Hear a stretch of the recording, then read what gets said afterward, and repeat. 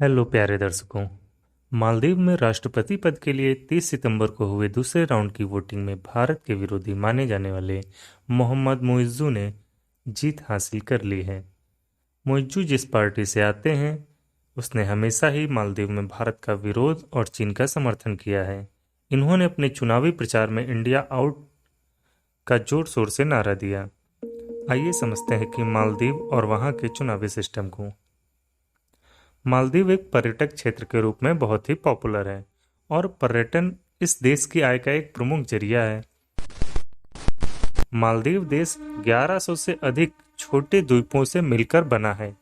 यह उत्तर से दक्षिण और पूरब से पश्चिम की ओर कुछ इस प्रकार फैला है, लेकिन इन द्वीपों में से लगभग 200 द्वीपों में ही मानव बस्तियां हैं और इसकी कुल आबादी लगभग 5,57,000 के करीब है। मालदीव भारत के दक्षिण में स्थित है।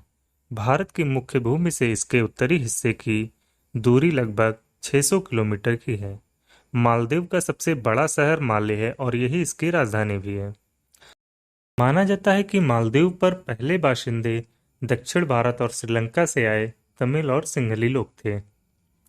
उसके बाद कई दशकों तक वहां बौद्ध धर्म फला फूला और लगभग 1153 ईस्वी में एक इस्लामिक राज्य बन गया, जब वहां के अंतिम बौद्ध शासक ने इस्लाम अपना लिया।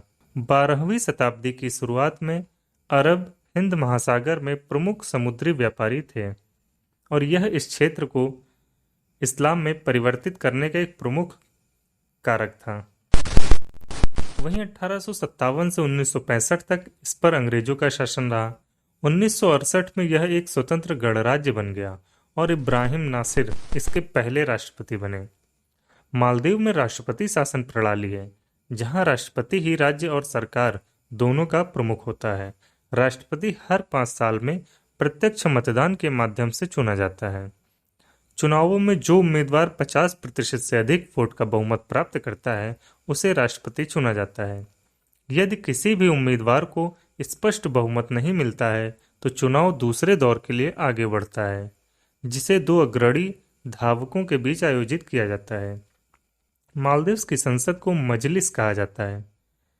नासिर के बाद मौमून अब्दुल गयूम ने 1978 में अपनी 30 वर्ष लंबी राष्ट्रपति की भूमिका का प्रारंभ किया। वे विरोध के बिना लगातार 6 चुनाव जीते। भारत ने 1988 में ऑपरेशन कैक्टस चलाकर अब्दुल गयूम को विद्रोहियों से बचाया था। 2008 में मालदीव्स ने संविधान को अपनाया, साथ ही इस्लाम को आधिकारिक राज्य धर्म के रूप में स्थापित किया। इसलिए कोई भी गैर मुस्लिम इस देश का नागरिक नहीं बन सकता है। मालदीव में 9 सितंबर को राष्ट्रपति चुनाव हुए थे, लेकिन किसी भी उम्मीदवार को 50% से अधिक वोट नहीं मिले, जिस वजह से 30 सितंबर को दूसरे राउंड का चुनाव हुआ और इस चुनाव में 54% वोट प्राप्त करके मोहम्मद मुइज़्ज़ू ने जीत हासिल की। वहीं भारत के समर्थक माने जाने वाले अब तक के राष्ट्रपति इब्राहिम मोहम्मद सोलिह को हार मिली है। मुइज़्ज़ू जिस गठबंधन से जुड़े हैं उसके चीन के साथ घनिष्ठ संबंध रहे हैं। मुइज़्ज़ू अपने चुनावी अभियान में सोलिह सरकार पर ये आरोप लगाते रहे हैं कि देश के नीतिगत फैसलों में भारत के दखल से मालदीव की संप्रभुता और आज़ादी कमजोर पड़ी है। मोहम्मद मुइज़्ज़ू ने अपने चुनावी अभियान में इंडिया आउट यानी भारत को देश से बाहर करने का नारा दिया था। मुइज़्ज़ू चीन के साथ बेहतर रिश्तों के पक्षधर हैं। हिंद महासागर में मालदीव की लोकेशन रणनीतिक रूप से भारत के लिए बेहद अहम है। चीन अपनी नौसेना को तेजी से बढ़ा रहा है और वो मालदीव में अपनी पहुंच बढ़ाने के लिए प्रयास करता रहा है। इससे उसे भारत को घेरने में मदद मिलेगी। खाड़ी के देशों से तेल यहीं से होकर गुजरता है, इसलिए भी चीन इसे सुरक्षित करना चाहता है। मालदीव के अभी तक के राष्ट्रपति मोहम्मद सोलिह को भारत के साथ मजबूत रिश्तों के समर्थक के तौर पर देखा जाता रहा है। एमडीपी यानी मालदीवियन डेमोक्रेटिक पार्टी से जुड़े इब्राहिम सोलिह ने अपने कार्यकाल के दौरान इंडिया फर्स्ट यानी भारत को प्राथमिकता देने की नीति लागू की। प्रोग्रेसिव पार्टी ऑफ मालदीव और उससे जुड़ी पार्टियों ने अपने चुनाव अभियान में खुलकर भारत की आलोचना की थी। इन पार्टियों का एक सबसे बड़ा मुद्दा मालदीव से भारत के सैन्य अधिकारी और उपकरणों को हटाया जाना था।